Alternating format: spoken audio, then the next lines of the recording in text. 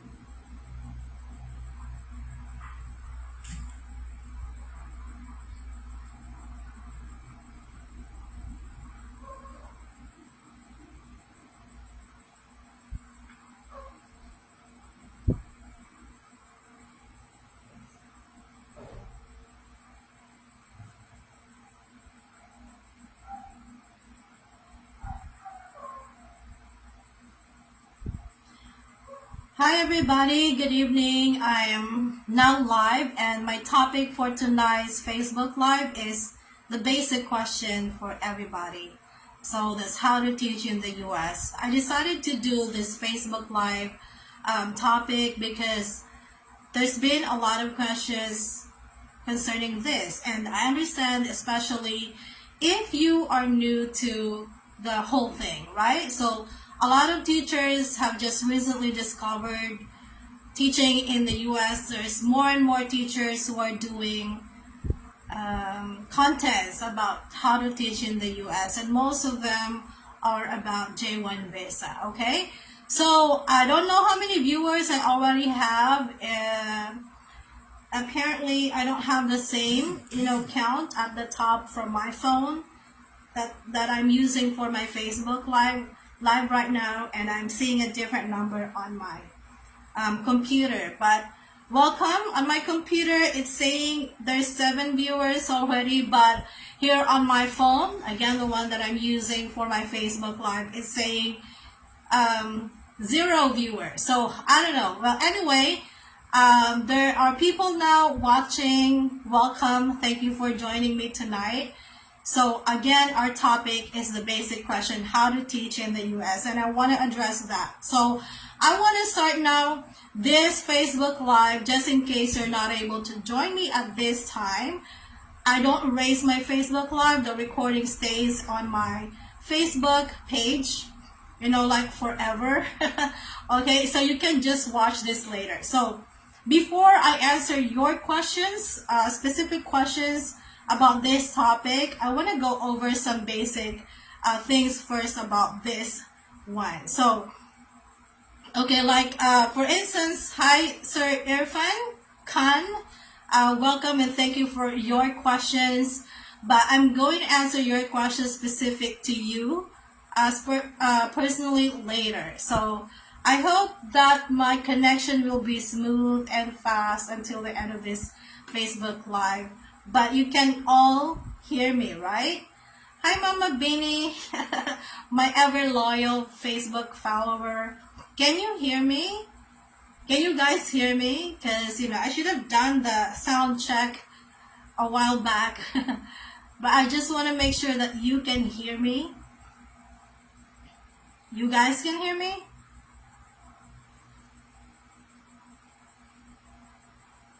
Okay, so now I'll be starting. So I'm going to do this in English because we have some friends who are not from the Philippines. So yeah, it's nosebleed time, but yeah, we have no choice.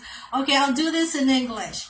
So for those who are new in the whole process, I know you probably just discovered, teaching in the United States because, again, like I said, there's more and more teachers who are creating the same contents on Facebook and YouTube, right? So they are all sharing important information to all of us, but we don't know really where to begin because we get a chunk of information on this, what to turn in, a chunk of information about teacher salary, etc. I myself, on my YouTube channel, if you have been following my Facebook page and subscribed to my YouTube channel, I already actually created every video that is necessary for you to understand the whole process. I have a video on where to start. I have a video on where to find visa sponsors, both J1 and H1B visa.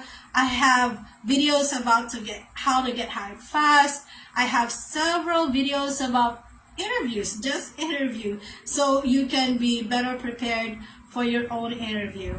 But for the sake of those who are asking me this question, how to teach in the US, I'm doing this live, so I'll give you an overview. But if you want the detailed discussion, I would suggest for you to watch the videos I have on my YouTube channel.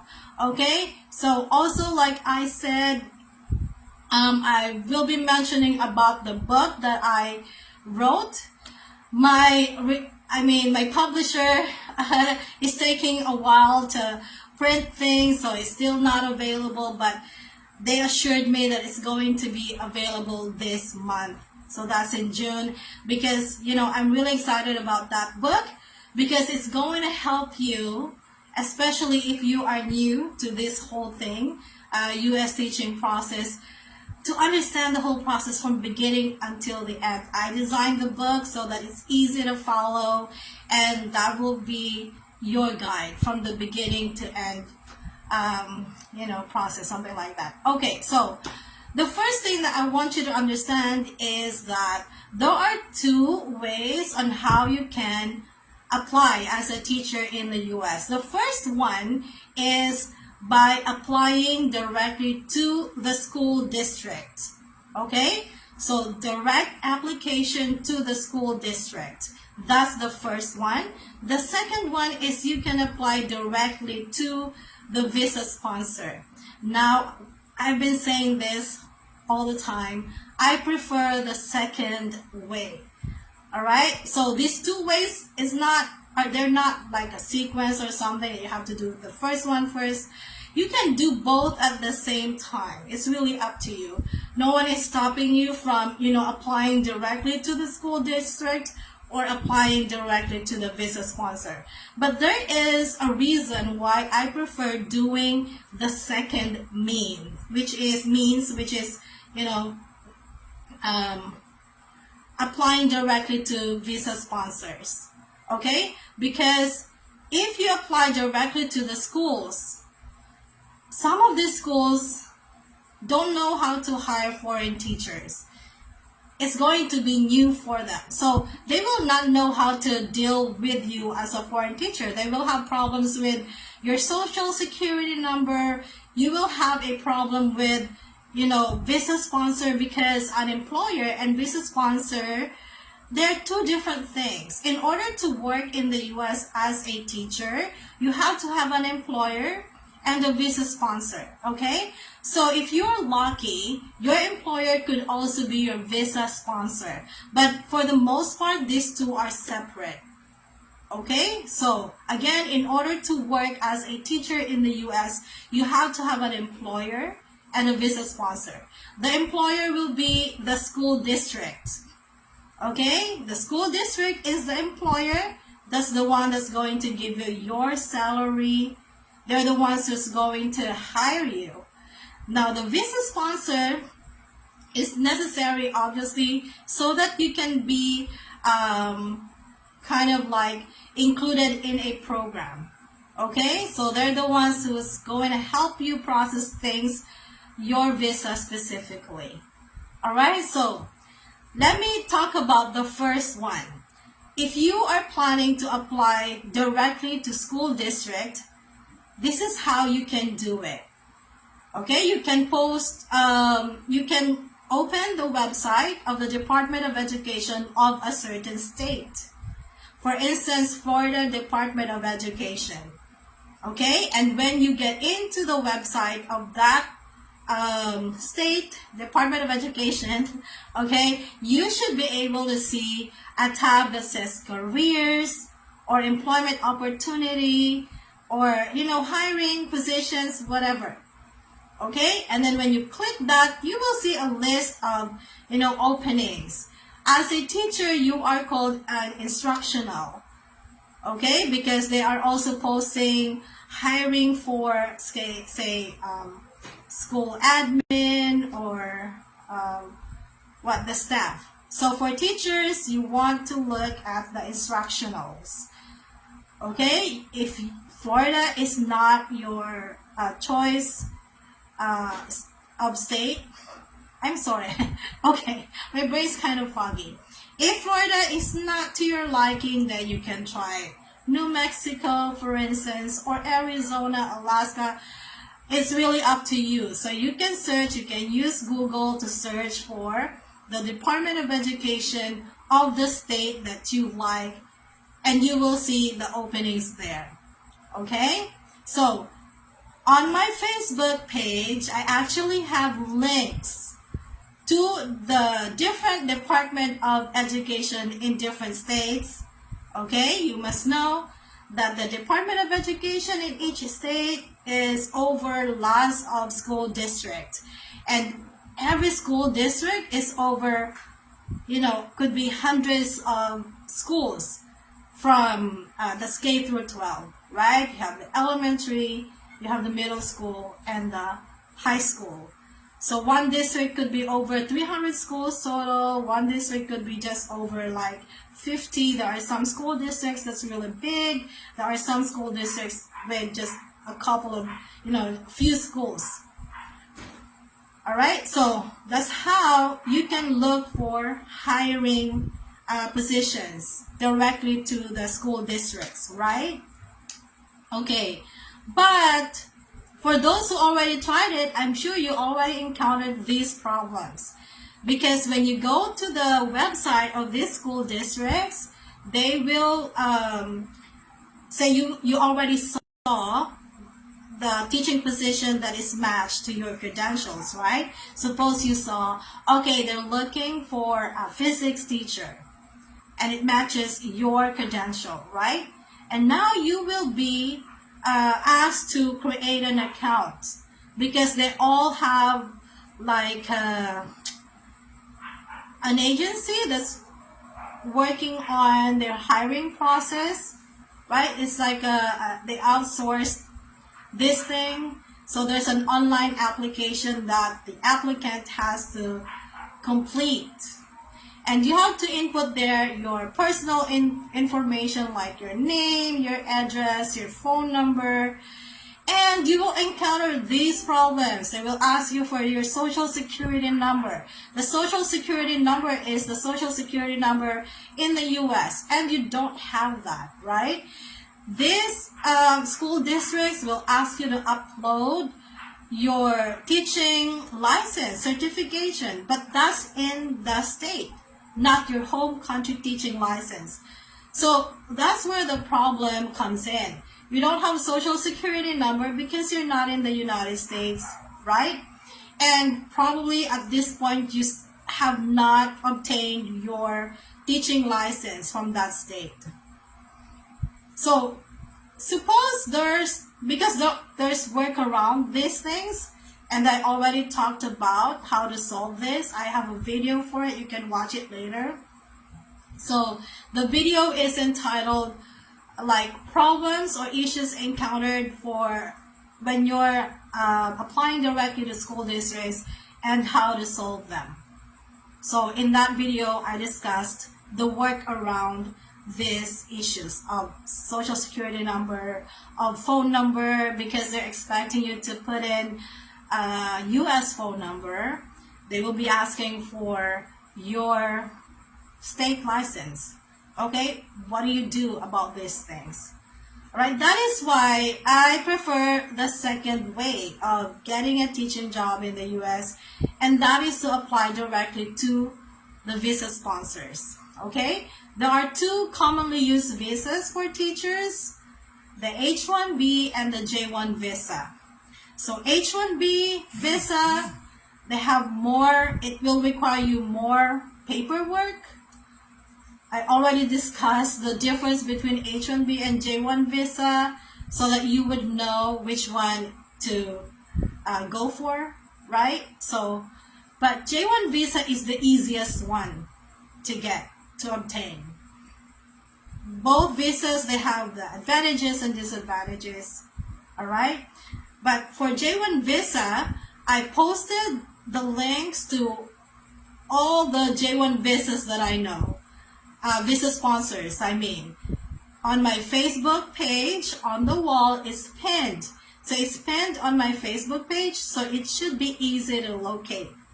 I have a post about J-1 visa sponsors, and I even categorize that into J-1 visa sponsors that don't ask for placement, I mean for program and other fees, and I have a list of J-1 visa sponsors that do have program and other fees. Okay? You want to try those that don't ask for any fees first. Okay? Because, if you can get to the United States without these fees, then you should go for it first, right? Okay, but obviously because they're free, they tend to be more competitive. Okay, I'm sorry about that dog. Okay, so yeah. Examples of J-1 visa sponsors that do not charge program and other fees would be EPI. That was my visa sponsor when I was in the US. EPI stands for Educational Partnership International, or Education Partnership International. I forgot already, but EPI. They don't charge program and other fees. Okay, another example is TPG. There's also, what else? Well, there's more than 5. Okay, you can go over my list. It's on my Facebook page. I have a link there. Click the link, it will lead you to their website, okay? And this is how it goes. All right, if you apply directly to the visa sponsor, again, you can find the link on my Facebook page. Just, be patient, search it, but it's pinned. You should be able to see it right away. Open the website, and then you will be asked to create an account with them. So you will create a login name and password, and then when you're in, you are going to input your information, your name, etc. And that is also where you will be asked to upload documents like your diploma, your transcript of records, etc. This is also where you're going to upload your visa if you already have it. Okay? And these visa sponsors, when you already submit your application, they will communicate with you through email. So make sure that you have a working email that you can use, and make sure that it's clean so you don't miss any email from these visa sponsors. That's how you can, ask questions. And some of these visa sponsors in their website, they have like a chat. Okay, once you're in the website, some chat box will pop in, and then you can ask your questions.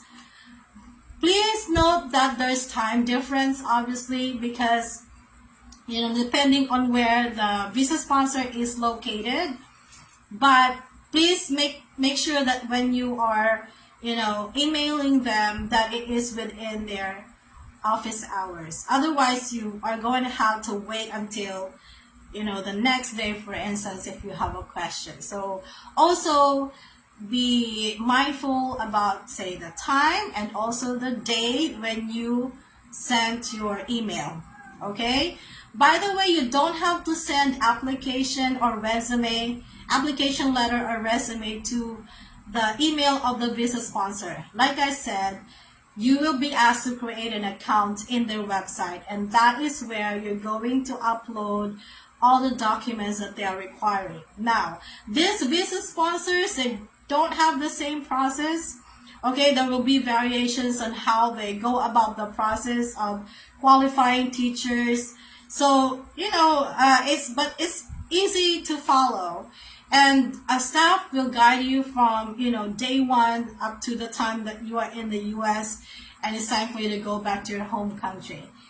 Okay, so make sure to look at the links on my Facebook later. Okay, so again, just to recap, there are two ways on how you can look for a teaching job in the U.S. Number one is to apply directly to the school district. Again, that's not my preferred way, because most school districts, they don't know how to hire foreign teachers. Okay, and you will encounter some problems. But I'm not saying that it is impossible to get a teaching job in that way. A lot of teachers got their teaching job applying directly to the schools. Now, the second way is for you to apply directly to the visa sponsors, right? I already mentioned how you can do it. Okay, so if you want to increase your chances of getting hired, you want to be prepared with all the documents, especially the initial requirements. Like, obviously, you should be teaching currently full-time. Okay? All right, let me be organized. I'm sorry. This is live. I actually did not, make any list of the things that I want to cover today. So, these are the things that will make you qualified to apply. So, eligibility. All right? If you're not even eligible, don't apply. Okay? You may want to work on being qualified first. Number one, for the eligibility, you should not be residing in the United States. Okay? If the visa is J1. If your visa is H1B, it's okay if you are in the United States. But for J1 visa specifically, you should not be residing in the United States. Number two, you should be teaching full-time at the time of your application. And they don't count tutorial if you are just tutoring somebody or tutoring in a company. That's not counted. It's also not counted if you're teaching online or doing virtual classes. No, you have to be teaching full-time in the classroom, and you should be the main teacher. You cannot be the assistant teacher. You cannot be like a substitute. You should be the main teacher in the classroom, and your item or your load should be full-time. Okay, that's the second one. The third one is you should have a teaching license from your home country. Okay, you have to have a valid teaching license from your home country. So if you don't have it yet, you should work on it first. Okay, next, your bachelor's degree should be in education. If it is not in education, there is a work around it. So it's not a hopeless case. You just have to show proof that you have taken like a bridging program or extra courses. I don't know what it's called in different countries, but in order to like qualify you to get a teaching license. Suppose your bachelor's degree is in engineering, and then you decided, okay, I want to be a teacher. So obviously you have to take some university credits or courses so that you can be allowed to take the licensure exam. I don't know how it works in other countries, but in the Philippines, I know that's how it is, right? Okay, so, and make sure if you are a non-education major in college, and then you will be taking education units, right? So that you can take the licensure exam. Most visa sponsors would require H1B. J1, I don't know. But they would require like at least 24 units, not 18. Okay? So just to make sure that you're working on being qualified to teach in the US, you should get at least 24 units of education credits, right? So there. And then obviously you should have a valid passport. So if you don't have a passport at this point, work on it now.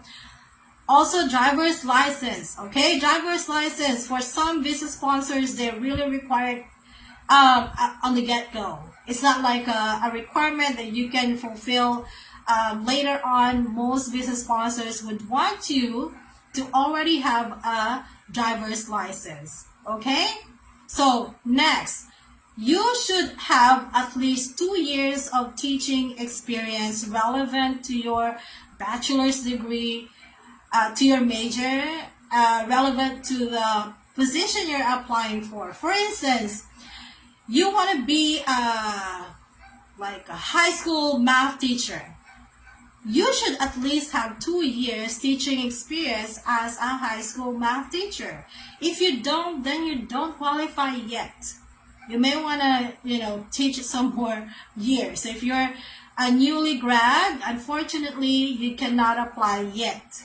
So you want to work on getting at least 2 years of relevant teaching experience as a full-time teacher. So that is why if you are currently an education major in the university and you have a plan that in the future you want to teach in the United States, after graduation, make sure to already apply as a teacher full-time, right? And already teaching what you're supposed to teach. Okay? So those are the things for J1 visa.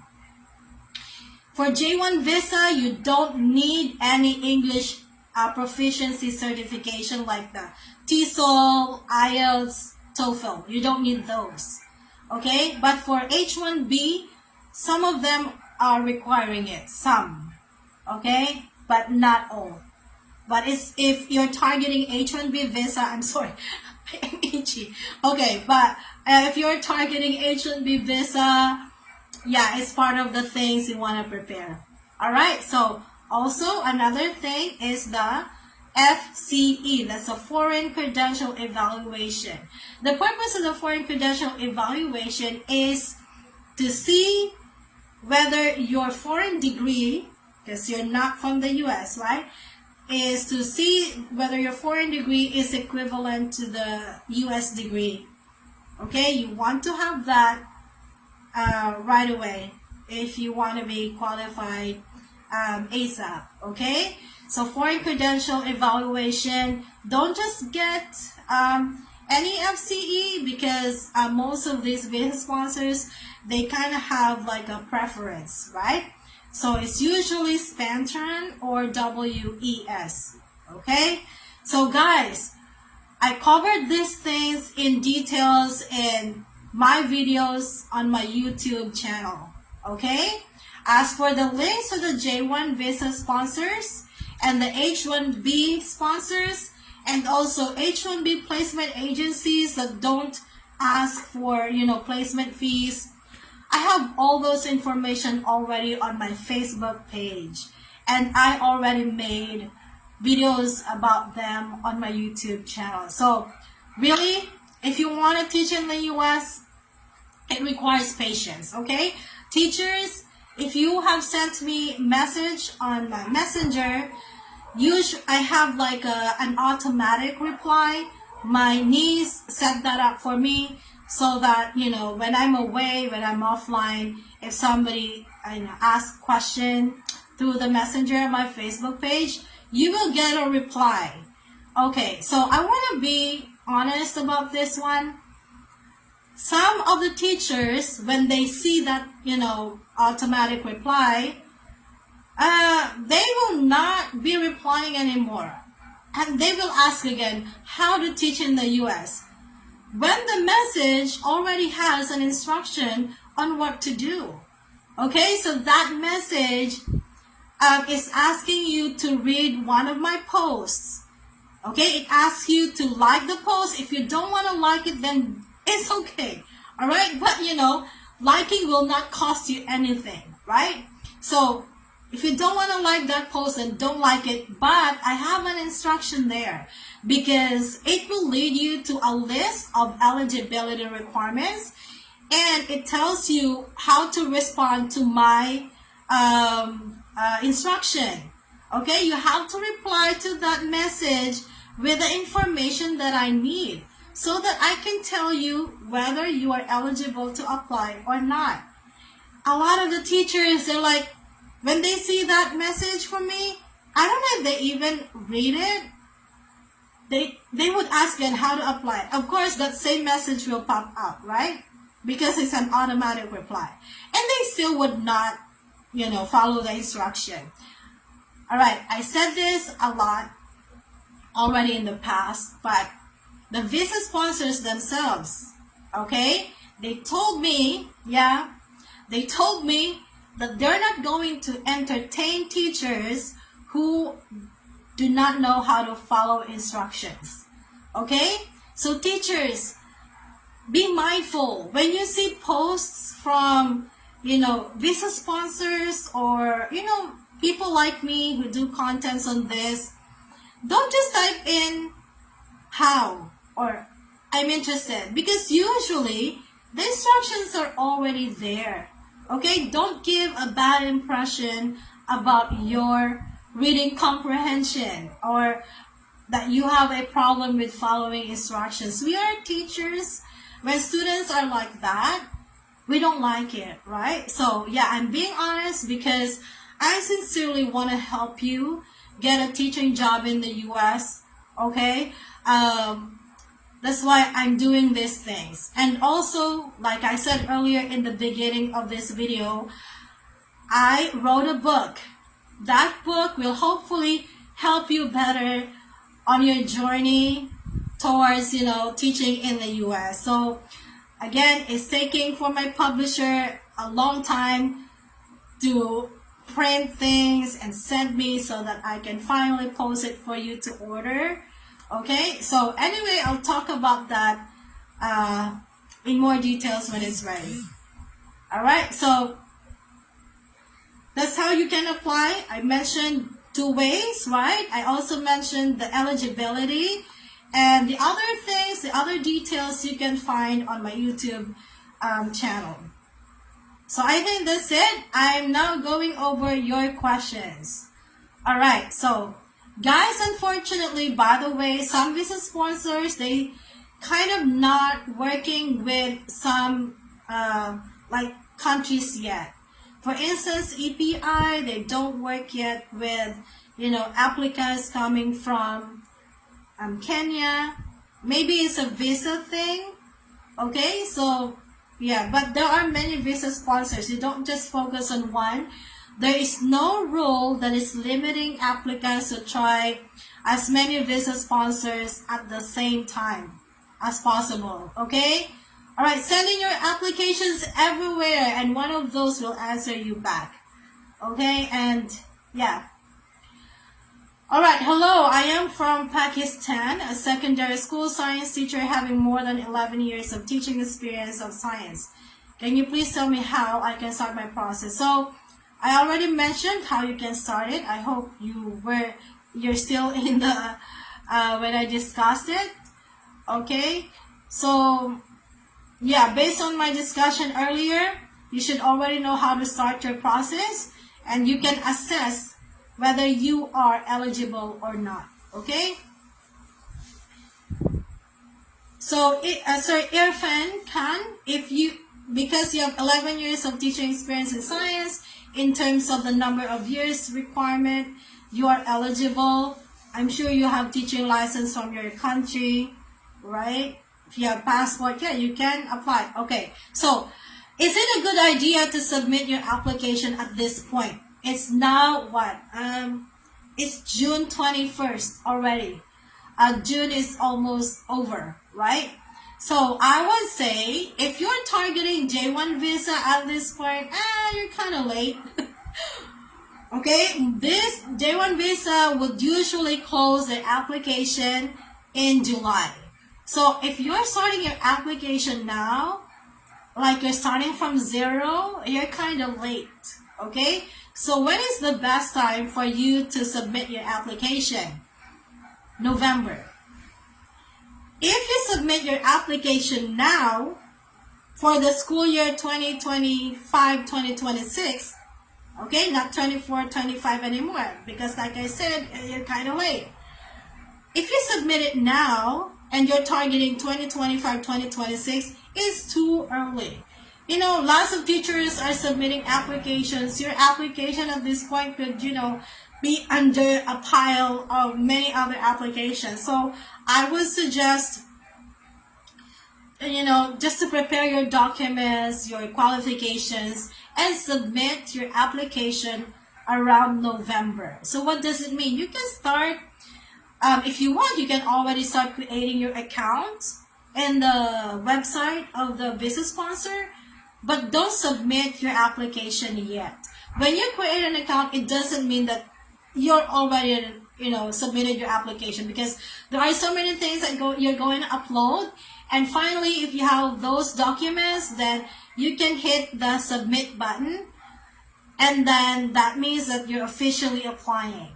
Okay, so for now you can create and then upload whatever you already have, but you want to target to submit your application by November. Okay, so what about H1B visa? Now, for H1B visa, they're, bringing teachers to the United States all year round. Some of them will bring teachers to the US in December. Okay, so watch out. I shared the links to H1B placement agencies without placement fees, right? And then follow their Facebook pages so that when they post openings or hirings, that you are in the loop and you can send in your application. Okay, but I would suggest for you to work on your qualifications while you are searching for hiring. Okay, the hiring season in the US will be starting January of each year. It peaks around like February, March, April, right? So what's happening now? At this point, lots of teachers already have their plane tickets. They have already their scheduled flight to the US. Probably a majority of them have, scheduled an appointment for their visa interview at this point. It's because it's almost July. Okay, most schools in the US, well, they don't start the school year at the same time. Some of them start in August, like around second week of August. Some states will start their school year around first week of September. So it really depends. If the school where you're assigned to teach start their school year in August, then you should be in the US starting second week of July. You don't want to go there super early. It's expensive. You haven't started working yet, but your bills are, already starting, right? So yeah, at this point, again, if you're targeting J1 visa, you're kind of late. But H1B, they're doing it, year round. Although I am advocating DIY, meaning doing things your own, so you don't pay for any placement fees, I still upload or post on my Facebook page some placement agencies. Okay, because I understand some teachers, they don't mind paying lots of money just so they can go to the United States, but it can cost you starting from 10,000 US dollars up to like 17,000 US dollars. So if you decide to work with placement agencies, prepare to spend a lot. And these placement fees, most of them are required even before you arrive in the United States. So you have to have that much money ready, right? Some of this will, give you time to pay for the, placement fee while in the US. Kind of like installment, all right? So that's why I would suggest for you to work with visa sponsors that don't charge any fees. Okay, do the things yourself because it's easy to do. Again, when my book is out, I promise you it will make your application, processing faster.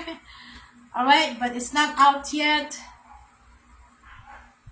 Hello, I'm from India looking for, okay. So, what sort of subjects are in demand in the US? Number one, without any question, is SPED, okay?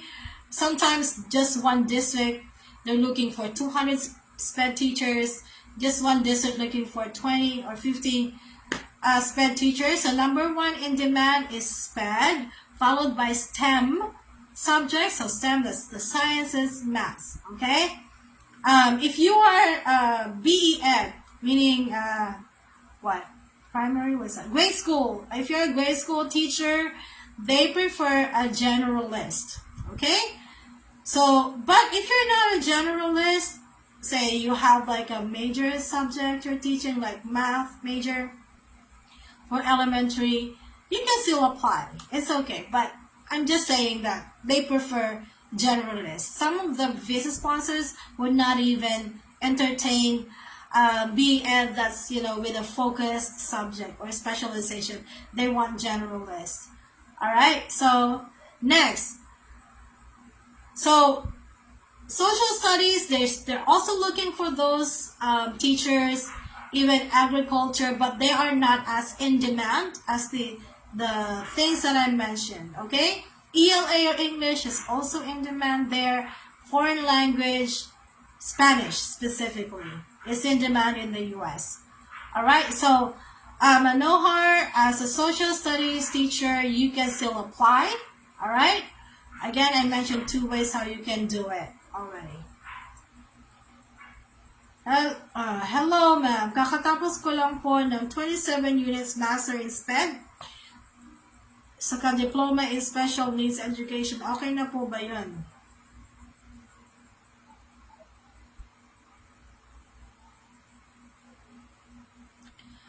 Okay, so Mom Gorgeous, I'm sure you have like teaching license, all those things.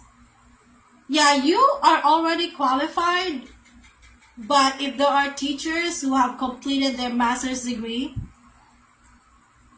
they have better advantage. Okay, so teachers, this is the point that I'm trying to get across. The application, although there's huge shortages in teachers in the United States, in all states, right? There are so many applicants, foreign applicants as well. There may not be as much local teacher applicants, but there are so many foreign teacher applicants who want to be able to teach in the US. So what you want is to have an advantage over the competitors, right?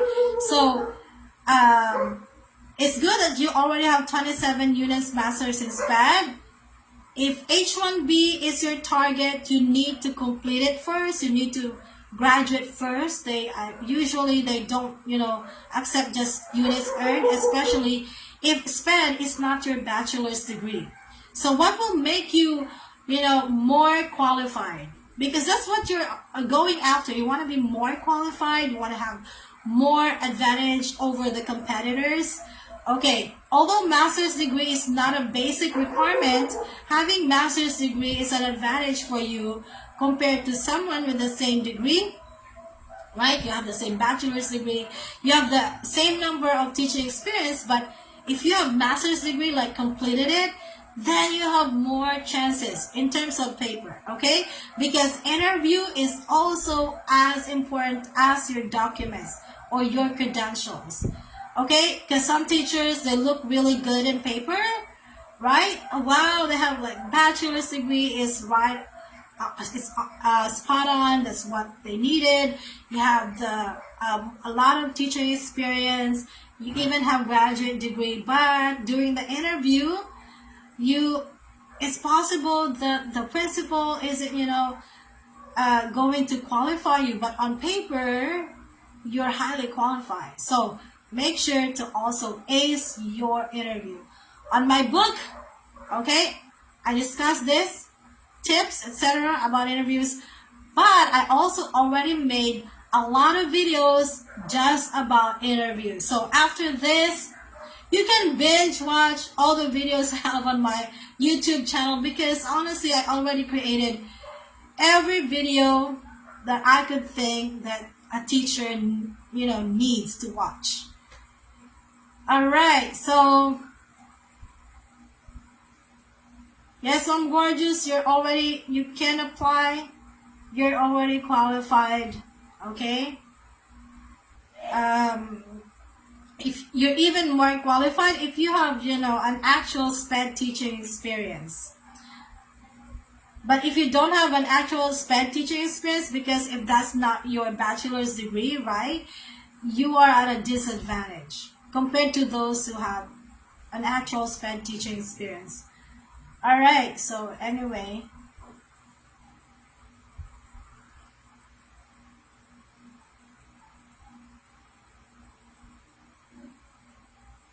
okay, and for those who already got their job offers, I have a video for you on how to ace your J1 visa interview, okay? Because that's another thing that you have to, ace. Is it required? Hang on, okay.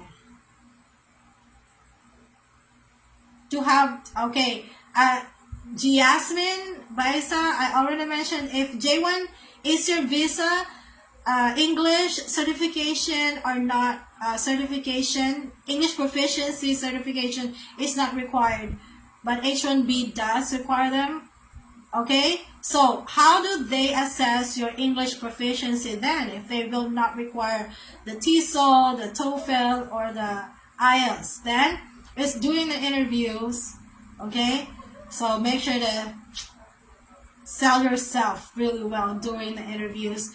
And also, like I said, most of the communications will be through email. So make sure to read their emails, follow the instructions. They will see whether you have the comprehension, the basic comprehension that they're looking for. Okay, so are you required to have like a certain accent? Should you sound like an American? What if you have a thick accent from your country? You know what? That's not very important. As long as they can see that, as long as your accent is not too thick as it would become a hindrance for the students to understand you, it should not matter. When I was there, I'm hearing lots of different accents, and they're used to hearing different accents, right? So it's fine.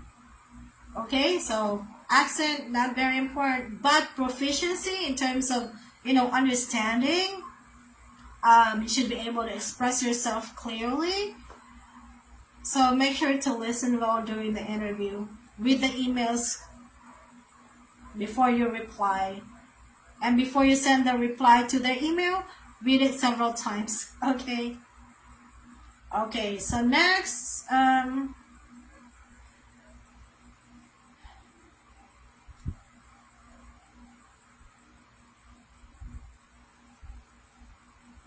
I studied accounting. Okay, I lost it. It's kind of hard to read the questions.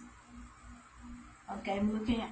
I studied accounting in the university with PGDE. I have been teaching for about 5 years with specialty in commerce. Are they welcoming business studies teacher? Hi, Temitope Oluwasim. Okay, I'm sure I'm sure I butchered your name. I'm sorry about that.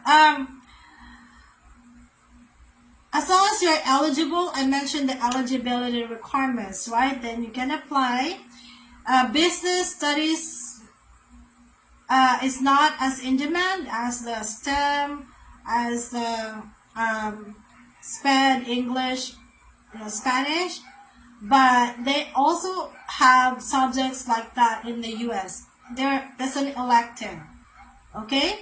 So they have economics there, they have psychology there, they have agriculture. So you can still try, you can still apply. You know, you will not lose anything if you apply. Maybe you spend something, a certain amount on FCE, but that's it, right? By the way, the foreign credential evaluation is what? Like around $190, but they have like the expedited version. If you want the result faster, then you will pay more. But you don't have to, rush on the FCE. Yes, Beverly Lou, I mentioned driver's license as one of the requirements. So you have to have a driver's license. Now, I just want to go over real quick. Why do they require driver's license? Well, maybe in Asia, specifically in Southeast Asia, public transportation is quite common, right? But in the US, public transportation is not common. Almost everybody drives their own car. And if you don't have a driver's license, you are at a disadvantage because a teacher that doesn't have a driver's license will limit the visa sponsors in, finding a match for them. All right, so guys, if you are qualified by a visa sponsor, supposed to apply directly to the visa sponsor, and then they approved your application, they will be the ones to look for a school for you. Now, if you don't have a driver's license, they'll be limited into finding a school for you that's in the big cities, because that's where the public transportation would be available. But in rural areas, small towns, small cities, there's no public transportation. So how do you get to work every day, right? Okay, so that's why driver's license is very important. And Ma'am Beverly, don't worry, it's easy to get it. In the beginning, they will just want you to upload the driver's license in the website. They will not even test if you can really drive, if you know what I mean. Okay, just make sure to obtain that driver's license so you have something to upload. A lot of teachers learned how to drive when they're already in the US, okay? How about a Filipino subject teacher, but also teaching other subjects like practical research for almost 7 years now in the public school? Is there an opportunity for them? Okay, so if you're a Filipino major, so obviously how do I say it? Because what you will have an issue when you get your foreign credential evaluation, right? So the foreign credential evaluation will show there what your major is. So it will tell the employer what subject you can teach. All right? And the FCE is needed in order to get you a teaching license in the US. And there will be no teaching license for Filipino, right? So, and if you have been teaching practical research, so research is not an in-demand subject in the US, it's an elective, but they're also hiring research teachers, okay? So there will be an issue if I'll be assessing your credential, Ma'am Hayes.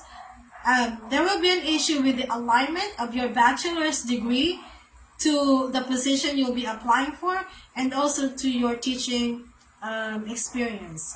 So Ma'am Hayes, if you really want to teach in the US, like really want, and you're ready to do whatever is needed, I would suggest for you to get a master's in, say, SPED.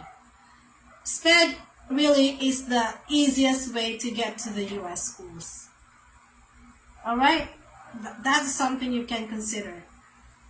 Okay? But if your bachelor's degree is not in SPED, you want your master's degree to be completed. Okay? Otherwise, you may still not qualify if you're just a unit earner instead, and your bachelor's degree is a different one. Okay, next.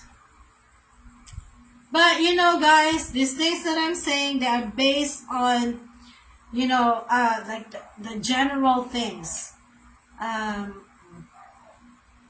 like the average. Each person's luck is different. Okay, so who knows? Even if you're Filipino majors, because I even you know, encountered teachers, they're values education majors, and they got a teaching job in the US. So just try. Okay? Anyway, applying, if you do the DIY, sending your application is free. Okay? So you will not lose anything. So ma'am, even if you're a Filipino teacher, just try. If they tell you, oh, we will not hire, then you know officially that you have to do something, right? But what if there's a school that accepts your credentials? So just go ahead and try.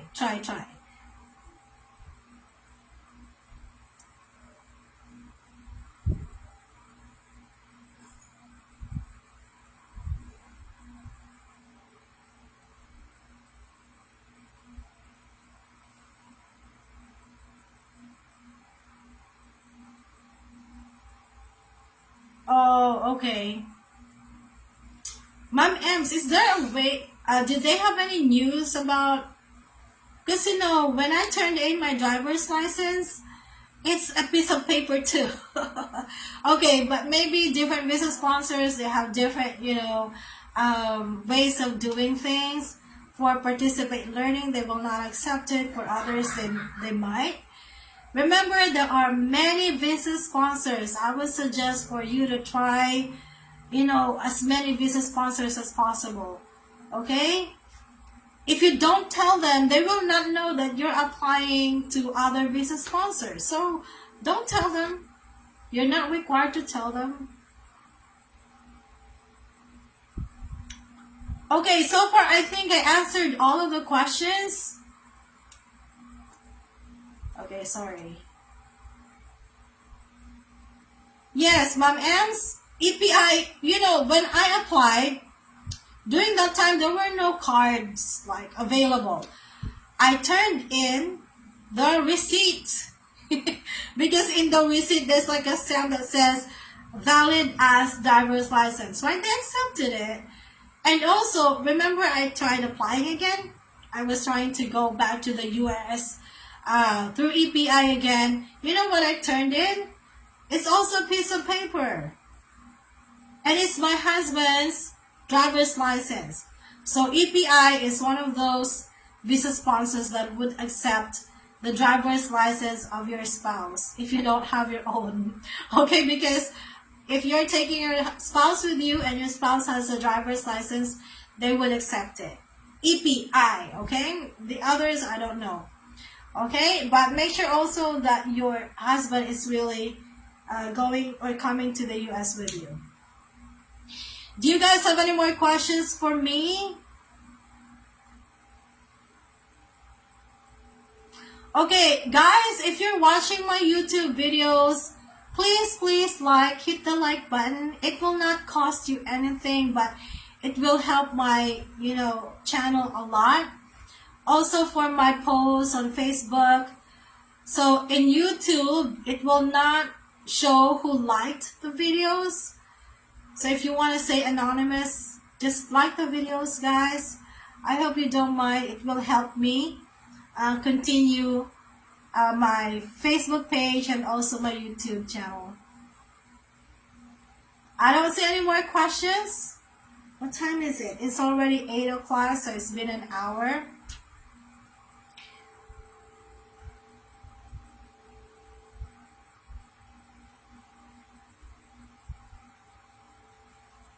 Okay, so no more questions?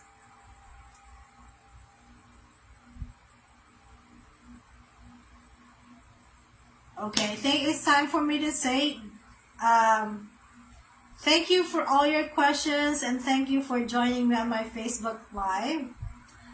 Okay, guys, I'm sorry to those whose resume and application letters that I should be going over. I'm still not able to do it. Okay, but I still under contract with my school, so I'm still going. I still go to school, and my contract with them is until next week, June 26th.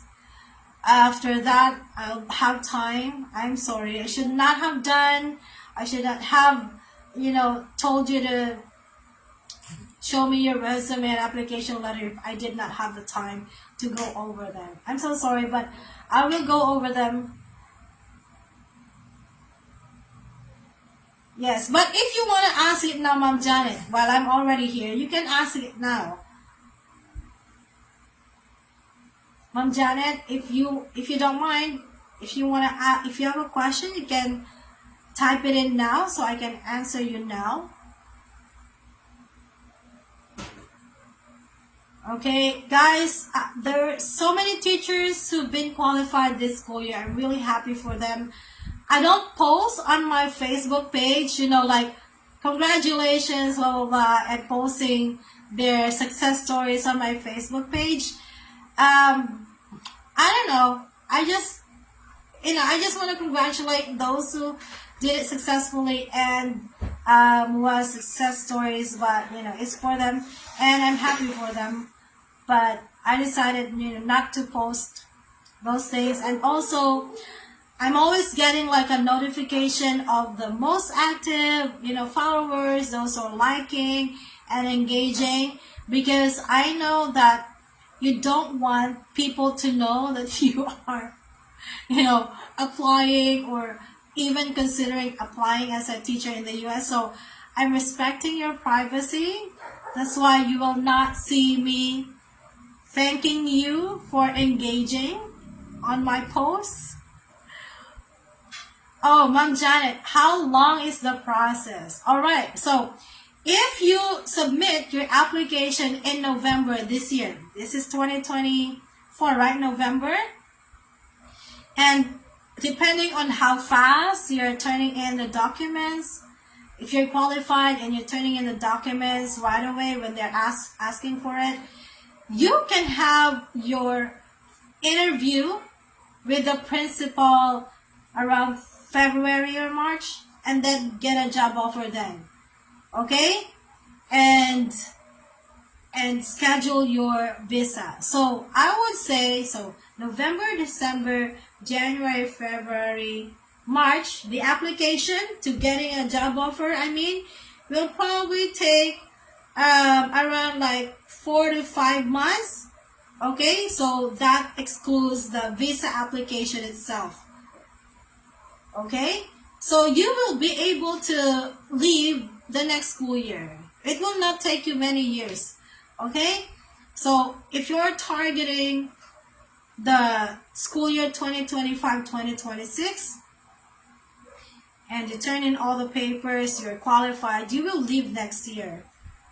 So if you qualified early, like you got a job offer early in the year, let us say you got a job offer in February, okay? That's really early, right? They will immediately, your visa sponsor will immediately help you process your visa, okay? So, depending on how busy the embassy is, visa application will not take a long time, okay? It can be like, you can get your visa in a month, okay, or 2 months. So yeah, and then you will just have to wait until it's time for you to leave. But your visa sponsor will buy your ticket when you already have your visa. Okay? So, but if you're coming from DepEd, for those who are coming from DepEd, I know the clearance process is kind of, I don't know. That is, so if you're coming from DepEd, you really want to be fast in the processing of your things, because I know the clearance time is the one that will take you probably the longest. Okay, but if you turn in your application at the timeline that I told you, you should have enough time to do your resignation and do your clearance with DepEd.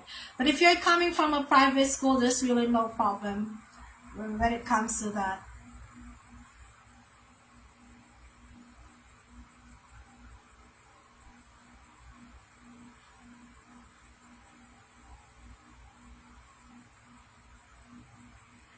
Okay, Tafazwa. Okay, usually, why do teachers come to school like earlier, right? Because usually schools do have like a pre-opening seminars and training before the actual opening of classes. So that's usually 2 weeks before the opening of classes. Okay? And then also, again, the 2 weeks before the actual opening of classes will be for the teachers, seminars, trainings. Okay, it's also the time for teachers to prepare their lesson plans, to prepare their presentations, to prepare the classroom. Okay, but please know that once they require you to go to school, even if the school year has not started yet, meaning the students are not coming to school yet, if the school already required you to be in school to prepare your classroom, you are already paid. Okay?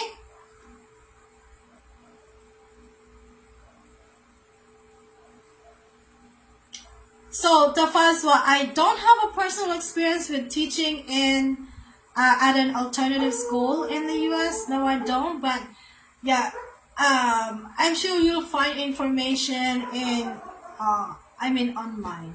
Okay, but personally, I don't have any personal. I don't have experience teaching. So I was teaching at a regular public school. It's a Title I school. I'm applying for H-1B visa. My reference persons have been receiving email and they already responded to 3 schools. What do you think will come next? Okay, I don't know if your H-1B visa, if you're working with a placement agency, they should be able to guide you through the process. Okay, so, or are you already working with an H-1B visa sponsor?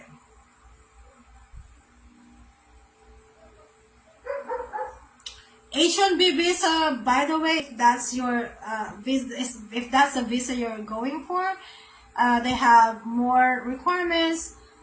They will require you like medical exam. For J1 visa, no medical exam is needed. What else? For J1 visa, they will not require you a teaching license from the state before arriving in the U.S. If you're on a J1 visa, your teaching license will be arranged when you're already in the U.S. Okay? Also on J1 visa, you will have your TB test, tuberculosis test, drug test when you're already in the U.S. So no medical examinations required for J1 visa before arriving in the U.S. But for H-1B, medical exam is needed. Alright, so yes, ma'am, Jeanette, hopefully I have time right after this to go over the private messages. But if there are no more questions, guys, again, thank you for joining me tonight and for asking these questions. I hope I was able to give clarity on some things. I hope when my book is out that you will buy it. Okay, there's a perk that comes with buying the book. Okay, thank you guys. Good night.